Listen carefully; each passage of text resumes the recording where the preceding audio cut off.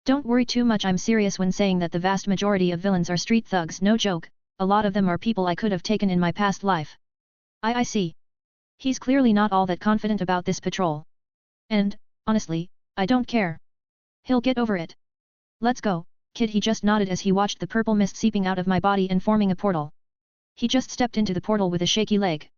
I could see quite a bit of surprise on his face. I followed after him. We arrived in an alleyway somewhere in the middle of Hosa City. This is the city I know best after all. Baru, sir. Do you have multiple quirks? I guess I never talked to him about that. Oh yeah, nothing special though. I started walking out of the alleyway and Izuka followed right behind me.